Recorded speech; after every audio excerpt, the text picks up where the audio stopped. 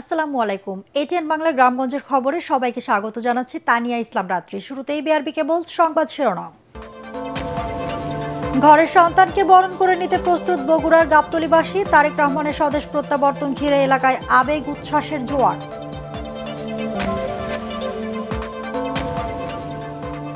ভাঙা সড়ক ও যানজট নিরসনের প্রতিশ্রুতি দিচ্ছেন গাজীপুর ২ আসনের প্রার্থীরা।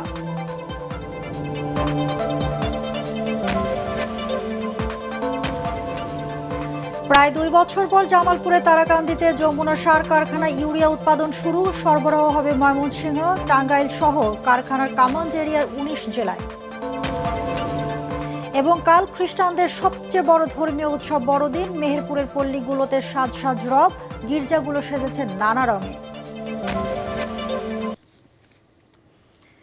শুনছিলেন বিআরবি কেবল সংবাদ শিরোনাম, এবার বিস্তারিত। ঘরের সন্তানকে বরণ করে নিতে প্রস্তুত বগুড়ার গাবতলীবাসী। দীর্ঘ প্রায় ১৮ বছর পর তারেক রহমানের স্বদেশ প্রত্যাবর্তন ঘিরে পুরো এলাকায় বইছে আবেগ আর উচ্ছ্বাসের জোয়ার। গ্রাম, পাড়া, মহল্লা, হাট, বাজার সবখানে একটাই আলোচনা আর অপেক্ষা। বগুড়া থেকে আজিজুল হাকিম রুমনের পাঠানো তথ্য ছবিতে আরো জানাচ্ছেন ফারহিন ইসলাম টুম্পা। গাবতলী উপজেলার বাগবাড়ি গ্রামে জন্ম শহীদ রাষ্ট্রপতি জিয়াউর রহমানের। এই বাড়িটিকে ঘিরে পারিবারিক ও রাজনৈতিক জীবনের বহু স্মৃতি। স্বাধীনতা উত্তর সময় থেকে শুরু করে পরবর্তী রাজনৈতিক অধ্যায়ে বগুড়ার মানুষের সঙ্গে জিয়া পরিবারের গভীর সম্পর্কের প্রতীক হয়ে উঠেছিল বাগবাড়ির এই বাড়িটি। পরবর্তীতে এখানে এসেছেন তারেক রহমানও। এই গ্রামের সন্তান বিএনপির ভারপ্রাপ্ত চেয়ারম্যান তারেক রহমানের দেশে ফেরার খবরে গাবতলীর মানুষের মনে নতুন করে জেগে উঠেছে আশার আলো। আশা করি এবার দেশে ফিরে এসে আমাদের এলাকার অনেক উন্নয়ন করবে। দেশের জন্য অনেক কিছু করছে তারেক জিয়া কি করেনি, অনেক কিছু করছে বগুড়াতে, আরো করবি। আসো, রাস্তাঘাট করবে, আরো শিল্প কারখানা করবে, সাধারণ জনগণ কাজ করে খাবে। এই 18 কোটি জনগণ তাকে মিস করতেছে এবং উনি আশাতে এই ব্ল্যাঙ্ক অবস্থাটা পরিপূর্ণ হবে ইনশাল্লাহ। তো গাবতলী বগুড়া নয়, সারা বাংলাদেশের মানুষ ওদের আগ্রহে তাকে রিসিভ করার জন্য অপেক্ষা করছে। এই প্রত্যাবর্তন শুধু ব্যক্তিগত আবেগের মধ্যেই নয়, রাজনীতিতে নতুন গতি সঞ্চারের আশা দেখছেন স্থানীয়রা। আমরা মুসলমান হিসেবে আমাদের বছরে দুটো ঈদ হয়। ঈদে আমরা মুসলমানেরা যে আনন্দ উপভোগ করি, সেই রকম আনন্দ এই গাবতলী তথা বগুড়া জেলাবাসী সেই উপভোগ করছে। সমস্ত লোকজন, এলাকার লোকজন উজ্জীবিত হয়ে আছেন। জনাব তারেক রহমান এই দেশে আসবেন এবং বগুড়ায় আসলে উনি এই তার প্রত্যেক ভিটা বাগবাড়িতে আসবে। এই জন্য বাগবাড়িতে বিভিন্ন কর্মকাণ্ড শুরু হয়ে গেছে। গাবতলীবাসীর মাঝে 16 বছরের পরে ঈদের আনন্দ তার অনেক দ্বিগুণ বেশি আনন্দে আমরা উৎসাহিত। তারেক রহমানের স্বদেশ প্রত্যাবর্তন গাবতলীবাসীর কাছে শুধু একটি রাজনৈতিক ঘটনা নয়, বরং আবেগ, আশা আর প্রত্যাশার এক অনন্য অধ্যায়। ঘরের সন্তানকে বরণ করে নিতে এখন তাদের সময়ের অপেক্ষা। Bureau report, ATN Bangla. Tarek রহমানের স্বদেশ প্রত্যাবর্তন এবং তাকে এক নজর দেখতে ও সংবর্ধনা জানাতে বগুড়া থেকে হাজার হাজার নেতাকর্মী ঢাকা আসছেন, যার ফলে গতকাল থেকেই ঢাকাগামী সব ধরনের যাত্রীবাহী বাসের টিকিট বিক্রি শেষ হয়ে গেছে। সড়ক পরিবহন নেতারা জানান, তারেক রহমানের দেশে আসার খবরে বিপুল সংখ্যক নেতাকর্মী ঢাকা অভিমুখে রওনা দিয়েছেন, কিন্তু সেই তুলনায় তারা গাড়ি যোগান দিতে পারছেন না।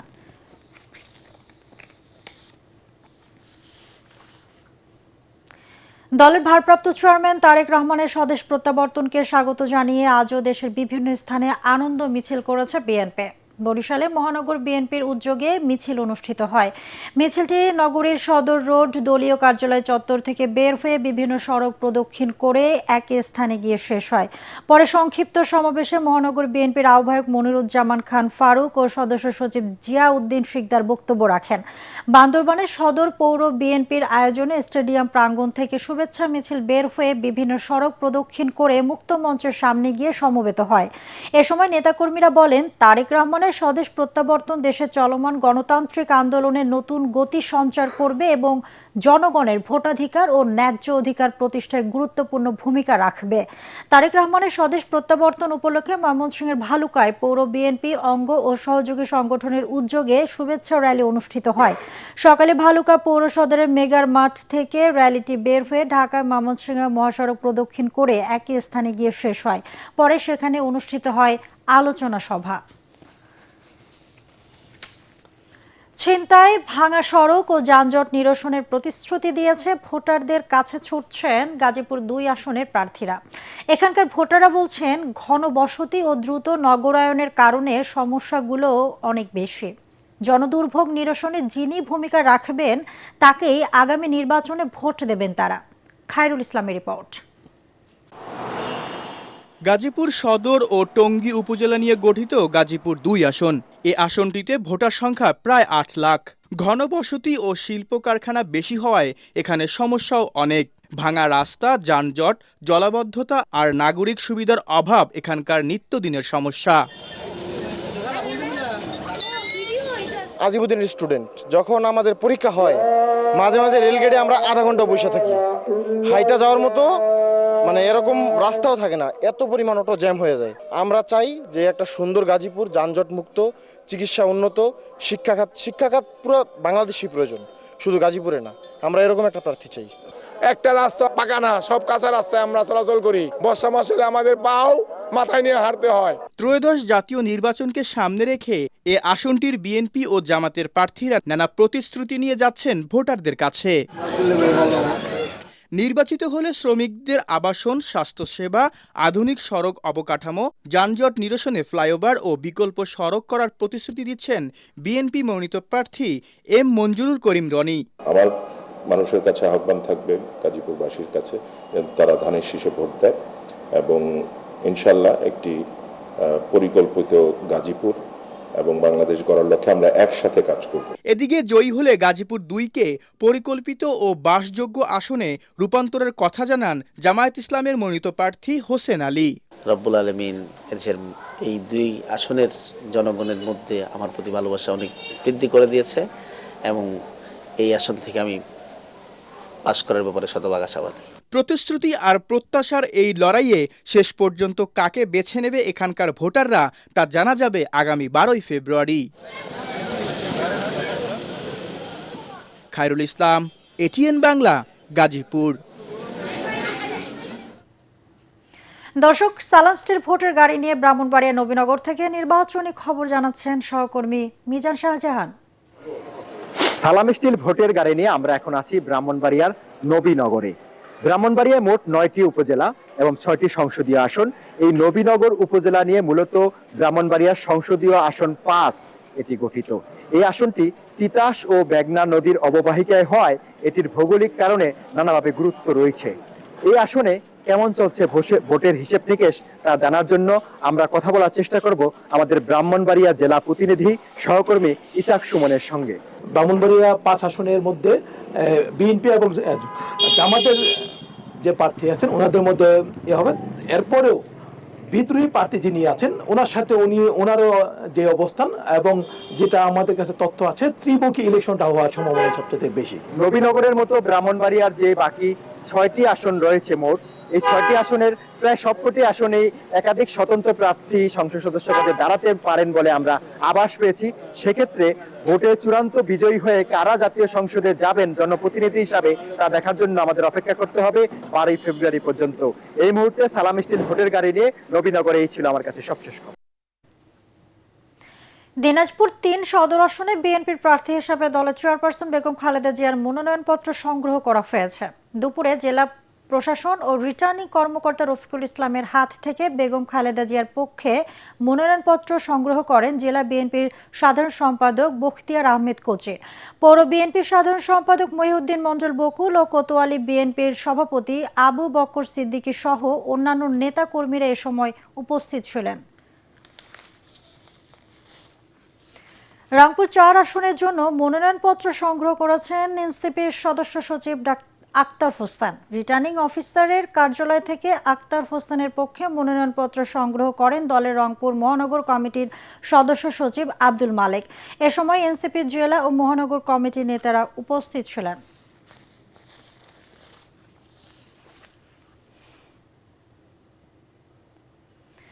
আসন্ন জাতীয় সংসদ নির্বাচন উপলক্ষে কুমিল্লায় 11টি আসনে এখন পর্যন্ত মোট 86টি মনোনয়নপত্র সংগ্রহ করেছেন প্রার্থীরা। এর মধ্যে সবচেয়ে বেশি মনোনয়নপত্র সংগ্রহ হয়েছে বিএনপি থেকে। সকালে রিটার্নিং কর্মকর্তার কার্যালয় থেকে এই তথ্য জানানো হয়। রিটার্নিং কর্মকর্তা ও জেলা প্রশাসক মোহাম্মদ রেজা হাসান জানান, প্রার্থীরা উৎসবমুখর পরিবেশে মনোনয়নপত্র সংগ্রহ করছেন। কোথাও আচরণবিধি লঙ্ঘনের কোনো খবর পাওয়া যায়নি। প্রতি উপজেলায় 2 জন করে ম্যাজিস্ট্রেট আচরণবিধি পর্যবেক্ষণে নিয়োজিত রয়েছেন। ভূমিকম্প সহনীয় মোস্ট ডিউরেবল দেশের প্রথম থার্মেক্স রড সালাম স্টিল। সালাম স্টিল বোঝে ডিউরেবিলিটি। সালাম স্টিল, মোস্ট ডিউরেবল স্টিল। প্রধান নির্বাচন কমিশনার 2 থেকে 3টি রাজনৈতিক দলের সাথে আলোচনা করে তার নিরপেক্ষতা হারিয়েছেন বলে মন্তব্য করেছেন ইসলামী আন্দোলনের নায়েবে আমির ও বরিশাল 5 আসনের দলের মনোনীত এমপি প্রার্থী মুফতি সৈয়দ ফয়জুল করিম। গতরাতে বরিশাল প্রেস ক্লাবে সাংবাদিকদের সাথে মতবিনিময়কালে তিনি এই মন্তব্য করেন। আগামী সংসদ নির্বাচনে জনগণ দুর্নীতিবাজ ও চাঁদাবাজদের প্রত্যাখ্যান করবে বলেও মনে করেন সৈয়দ ফয়জুল করিম।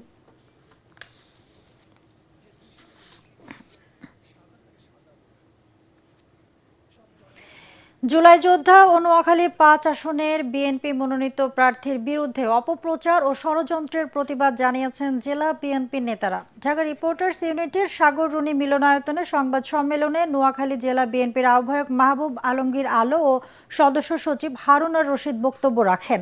এ সময় জুলাই যোদ্ধা হওয়া সত্ত্বেও দলের প্রার্থী ফখরুল ইসলামের বিরুদ্ধে মোহাম্মদপুর থানায় একটি স্বার্থান্বেষী মহলের প্ররোচনায় মামলা দায়ের হওয়ায় উদ্বেগ ও নিন্দা জানান তারা। এই ধরনের যে কোনো ষড়যন্ত্র অপপ্রচারের বিরুদ্ধে নোয়াখালী ও 5 আসনের নেতাকর্মীরা ঐক্যবদ্ধ আছে জানিয়ে বিএনপি নেতারা বলেন, আগামী নির্বাচনে জনগণের রায়ে সব অপচেষ্টা ধূলিসাৎ হয়ে যাবে।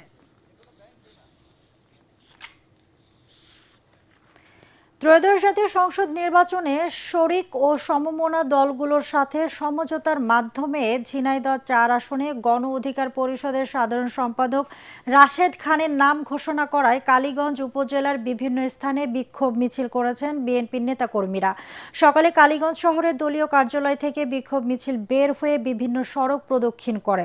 এ সময় বিএনপির নেতাকর্মীরা এই সিদ্ধান্ত পরিবর্তন করা না হলে কঠোর কর্মসূচি দেওয়ার হুমকি দেন।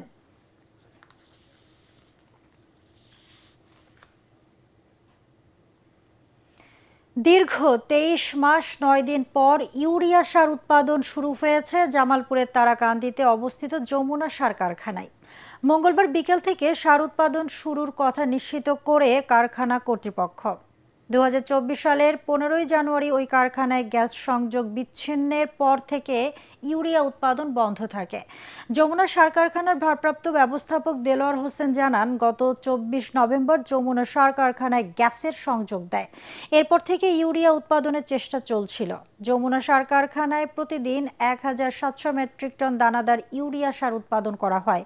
উৎপাদিত সার সরবরাহ করা হয় জামালপুর, শেরপুর, ময়মনসিংহ, টাঙ্গাইল সহ কারখানার কমান্ড এরিয়ার 19 জেলায়।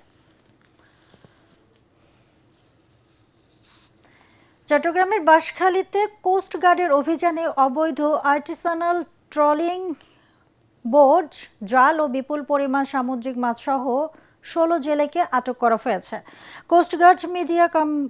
কোস্টগার্ড মিডিয়া কর্মকর্তা লেফটেন্যান্ট কমান্ডার সিয়ামুল হক জানান, গোপন সংবাদের ভিত্তিতে বাঁশখালী থানাধীন খাটখালী নদীর মোহনায় বিশেষ অভিযান চালানো হয়। এ সময় একটি অবৈধ ট্রলিং বোট থেকে প্রায় 25 লাখ টাকা মূল্যের 5টি ট্রলিং জাল ও 6000 কেজি সামুদ্রিক মাছ জব্দ করা হয়। পরে উপজেলা সিনিয়র মৎস্য কর্মকর্তার উপস্থিতিতে 5,50,000 টাকা জরিমানা আদায় করে মুচলেখা নিয়ে বোটটি মালিক পক্ষকে হস্তান্তর করা হয়। এছাড়া জব্দ করা মাছ নিলামে বিক্রি ও অবৈধ জালগুলো বিনষ্ট করা হয়।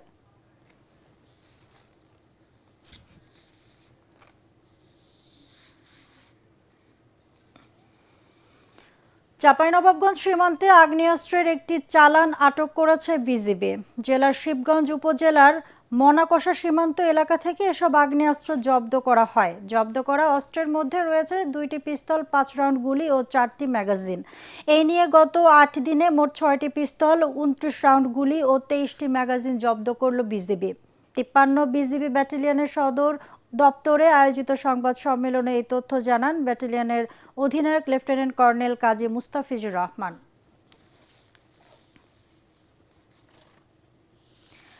চট্টগ্রামের রাঙ্গুনিয়ায় বসত বাড়িতে অগ্নিকাণ্ডে একই পরিবারের 2 জনের মৃত্যু হয়েছে। নিহতরা হলেন 5 বছর বয়সী জান্নাত আরা ও তার দাদি রুবি আক্তার। অগ্নিকাণ্ডে ভস্মীভূত হয় 8টি বসত ঘর। সকালে উপজেলার পোমরা ইউনিয়নের 8 নম্বর ওয়ার্ডের কাদিরাপাড়া এলাকায় এই ঘটনা ঘটে। ফায়ার সার্ভিস জানায়, আগুন লাগার পর হুড়োহুড়ি করে সবাই ঘর থেকে বের হলেও 5 বছরের শিশু জান্নাত আরা ও তার দাদি রুবি আক্তার বের হতে পারেননি। বৈদ্যুতিক শর্ট সার্কিট থেকে আগুনের সূত্রপাত হয় বলে প্রাথমিকভাবে ধারণা করা হচ্ছে। ময়মনসিংহের ভালুকায় ধর্ম অবমাননার অভিযোগে দীপু চন্দ্র দাসকে পিটিয়ে এবং আগুন দিয়ে হত্যার ঘটনায় নিহতের পরিবারকে সমবেদনা জানিয়েছেন 18 সদস্য বিশিষ্ট মানবাধিকার কর্মীদের একটি দল। এ সময় তারা সরকারের কাছে ন্যায় বিচার দাবি করেন। গতকাল ময়মনসিংহের তারাকান্দায় মোকামিয়াকান্দা গ্রামে দীপু দাসের বাড়িতে গিয়ে পরিবারটির পাশে থাকার কথা জানান তারা। মানবাধিকার কর্মী শহীদুল আলম, নাগরিক উদ্যোগের প্রধান নির্বাহী জাকির হোসেন, নারী মুক্তি কেন্দ্রের সভাপতি সীমা দত্ত, লেখক ও সংবিধান সংস্কার কমিশনের সাবেক সদস্য ফিরোজ আহমেদ ও মানবাধিকার কর্মী দীপায়ন শিখা সহ অন্যান্যরা এ সময় উপস্থিত ছিলেন।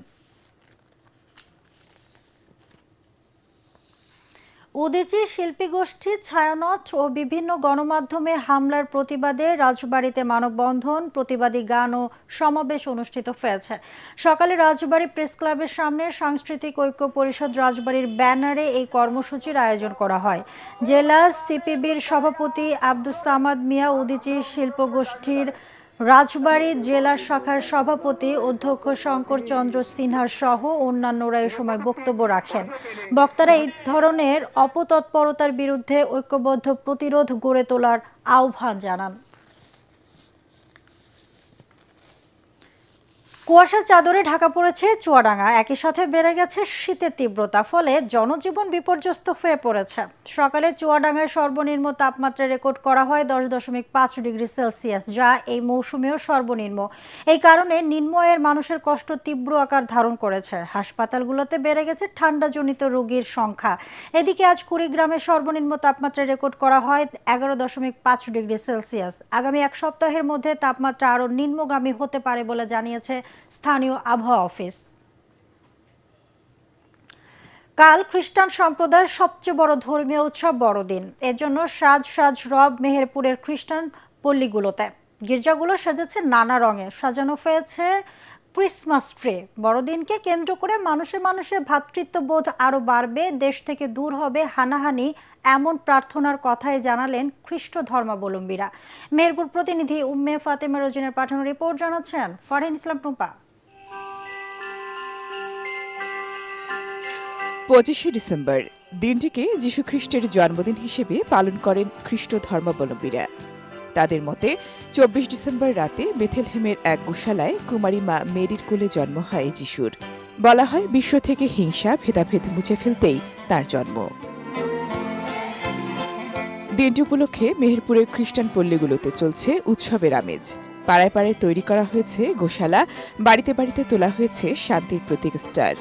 রং বেরঙের কাগজ দিয়ে সাজানো হচ্ছে গির্জা, চলছে আলোকসজ্জার কাজ। 24 তারিখ রাতে খ্রিস্টজাগ অর্পণের মধ্য দিয়ে শুরু হবে বড়দিনের মূল আনুষ্ঠানিকতা। রাত্রে আমাদের যে পবিত্র খ্রিস্টজাগ হবে, সেই খ্রিস্টজাগে আমরা বিশেষভাবে প্রার্থনা করব সমগ্র পৃথিবীর জন্য তথা বাংলাদেশের জন্য, যেন আমরা সকল খ্রিস্ট ভক্তগণ, মুসলমান ভাই বোনেরা, হিন্দু ভাই বোনেরা একসঙ্গে মিলেমিশে শান্তিতে বসবাস করতে পারি। মেহেরপুরে মোট 29টি গির্জায় বড়দিনের প্রার্থনা অনুষ্ঠিত হবে। এদিন দেশ ও মানুষের মুক্তির জন্য ঈশ্বরের কাছে প্রার্থনা করবেন তারা। আমাদের মিশন প্রাঙ্গণ চার্চ প্রত্যেকটা বাড়ি সজ্জিত করা হয়েছে। আমাদের একটি স্টিয়ারিং কমিটির মাধ্যম দিয়ে এই বড়দিন উৎসব পরিচালনা হচ্ছে। নিজেদের মন পরিষ্কার করতে পারে এবং ঈশ্বরকে ধন্যবাদ দিতে পারি যে পাপ থেকে মুক্ত হয়ে তার কাছে ফিরে যেতে পারি। বড়দিনে যিশুর কাছে চাইবো আমার পরিবার যেন ভালোভাবে থাকে, আমি যেন ভালোভাবে পড়াশোনা করতে পারি। প্রায় প্রতিটি গির্জার পাশে আয়োজন করা হয়েছে মেলার। বড়দিন উপলক্ষে নিরাপত্তা ব্যবস্থা বাড়িয়েছে পুলিশ। প্রত্যেকটি গির্জার এলাকাগুলোতে আমরা কুইক রেসপন্স টিম করেছি এবং পেট্রোলিং সহ চেকপোস্ট চলমান রয়েছে। সকল ধর্মের মানুষকে সাথে নিয়ে দিনটি পালন করতে চান খ্রিস্ট ধর্মাবলম্বীরা। Bureau report, ATN Bangla. খ্রিস্টান সম্প্রদায়ের সবচেয়ে বড় ধর্মীয় উৎসব বড়দিন উপলক্ষে বান্দরবানের পাহাড়ি পল্লীগুলোতেও চলছে সাজ সাজ রব। শহরের ফাতিমা রানী ক্যাথলিক গির্জা, লুসাই বাড়ি গির্জা, কালাঘাটা গির্জা সহ জেলার রুমা, রোয়াংছড়ি, থাউনচি, আলীকদমের গির্জাগুলো সাজানো হয়েছে নানা সাজে। পাড়ায় পাড়ায় চলছে প্রভু যীশু খ্রিস্টের গুণকীর্তন, কেক কাটা ও সাংস্কৃতিক অনুষ্ঠানের আয়োজন। দেশের সবচেয়ে বেশি সংখ্যক খ্রিস্টান ধর্মাবলম্বী বসবাস করে বান্দরবানে। কুয়াশার চাদরে জড়িয়ে নেমেছে শীত, আর সেই শীতকে কেন্দ্র করে গ্রামে গ্রামে চলছে খেজুরের রস সংগ্রহ ও গুড় তৈরি। পৌষ ও মাঘ মাস জুড়েই চলবে এই কার্যক্রম। ঢাকা ধামরাইয়ের প্রত্যন্ত গ্রামগুলোতে এখন ব্যস্ত সময় পার করছেন গাছি ও গুড় তৈরির কারিগররা। গাছিরা জানান, ভালো রসের জন্য নির্ভর করতে হয় শীতার্ত ও পরিচ্ছন্ন আবহাওয়ার উপর, তাহলেই মেলে পরিষ্কার ও মিষ্টি রস। সেই রস জাল দিয়ে তৈরি হয় খাঁটি গুড়। তবে রস সংগ্রহের সময় বাদুড়ের সংস্পর্শে নিপা ভাইরাস সংক্রমণ এড়াতে বিশেষ সতর্কতা অবলম্বনের পাশাপাশি ঐতিহ্য ধরে রাখতে বেশি বেশি গাছ রোপণে গুরুত্ব দিয়েছে কৃষি বিভাগ। দর্শক, পরবর্তী সংবাদ দেখার আমন্ত্রণ জানিয়ে এখনকার মতো শেষ করছি। এটিএন বাংলা সংবাদ ইউটিউবে দেখতে ব্রাউজ করুন YouTube/ATN বাংলা নিউজ। ধন্যবাদ সবাইকে।